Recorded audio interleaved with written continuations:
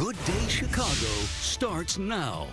Heading into the new year has a lot of people setting new goals and looking forward to new achievements.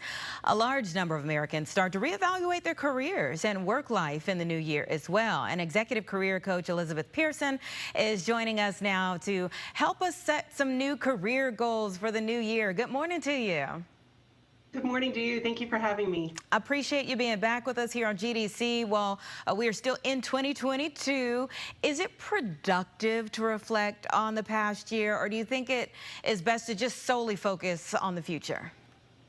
I think it is. I think that there's always something that we can take away as a learning from 2022. For some, it might have been a harder year than others. So I think reflection is always a wonderful tool so that we can grow in 2023. And the first way I say to do that is take a look back at what were some of your energy drains this year. Ooh. I like to look at our energy as like this big water tank, right? And so did you have quite a few drains that were maybe letting more of the energy out than was coming in? Maybe you had a long commute. Maybe you were one of the people that had to go back to the office.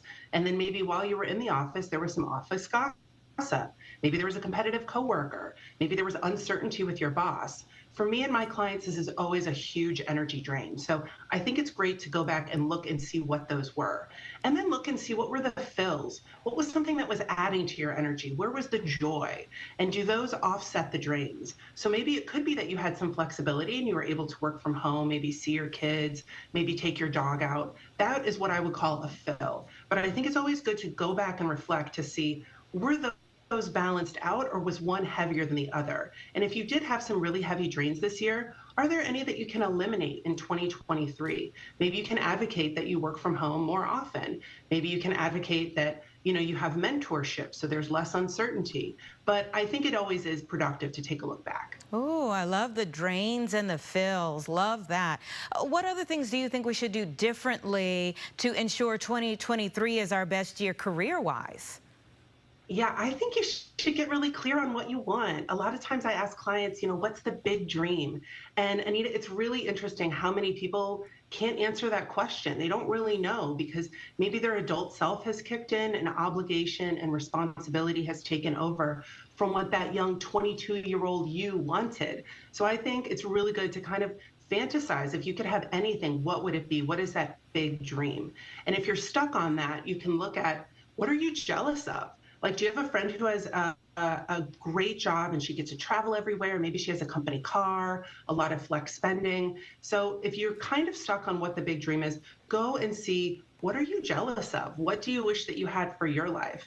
And then I say, make some lists, like write things down. Look at companies that you want to work for. Look at industries that you always wanted to be a part of, and get organized. And then once you can get organized, you can start kind of running down that dream, if you will. Oh, that's awesome advice. Awesome, awesome. I'm real big on just appreciating your own life. Stop looking at other people's. You don't know what's going on in theirs. But how can people work with a career coach if they feel like they can't afford one, but they're listening to you and thinking, I could really use that on a personalized level? Yeah, and I totally agree with you. Like, be grateful for your life. I just want to say that too. I think it's good to maybe jealousy is the wrong word, but like look at what you're inspired to have too, right? Because I think that it's great to always kind of like take from those around us and say, ooh, they're really enjoying that part of their life. I want that too. Mm-hmm. But I think for what you can do if you can't afford, an expensive career coach is go to your public library, check out some books. That was the reason I wrote my book. I know it's not feasible financially for everybody to work one-on-one, but there are wonderful online courses out there where you can get live feedback from a coach. And then there's tons of books, and books are usually around $15. And even if that doesn't work, you could go to your library and check it out. Or if there's a business book or some sort of coaching book that you want to look at, you can request that they purchase it for you, and then you can check it out for free. And there's tons of great content on YouTube. Just find somebody credible and you can get lots of insights. And I also say, follow really inspirational people on TikTok and Instagram. Like, social media has a lot of really good free advice. You just got to make sure that the source is credible. That is the key. Elizabeth, we so appreciate you coming back here on GDC. You're fantastic as always. Thank you so much. Take care. Happy New Year.